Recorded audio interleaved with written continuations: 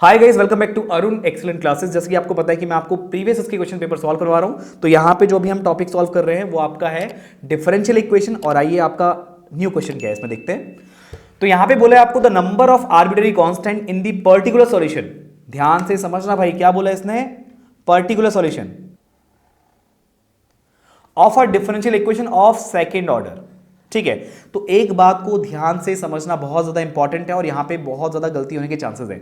अगर आप बात कर रहे हो नंबर ऑफ आर्बिट्ररी कांस्टेंट की, right, in the particular solution, तो पर्टिकुलर सॉल्यूशन में आपका आर्बिट्ररी कांस्टेंट होते ही नहीं है, सीधी बात है। लेकिन अगर इसने पूछा होता the number of arbitrary constant in the general solution of a differential equation of second order, अगर यहां पे पर्टिकुलर सॉल्यूशन की जगह क्या होता, जनरल सॉल्यूशन, ध्यान से समझो, और उसने बोला होता कि सेकंड ऑर्डर की डिफरेंशियल इक्वेशन है, तो यहां पे कितने आर्बिट्ररी कांस्टेंट होते? दो।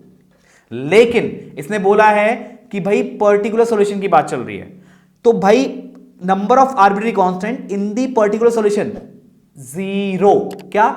जीरो, क्योंकि पर्टिकुलर सॉल्यूशन में आर्बिट्ररी कांस्टेंट होते ही नहीं है। बहुत घुमा के क्वेश्चन पूछा है और काफी बच्चे यहां पे 2 मार्क करके आएंगे जिनका गलत होने वाला है, तो इस चीज से बचना है आपको। यहां पे पर्टिकुलर सॉल्यूशन पे बोला है उसने, तो वहां पे जीरो, अगर इसकी जगह जनरल सॉल्यूशन होता तो आपका आंसर 2 करेक्ट होता। तो आई होप गाइस आपको मेरी बात समझ में आ गई होगी। तो यहां पे जो आपका राइट आंसर होगा ऑप्शन ए, यानी कि जीरो।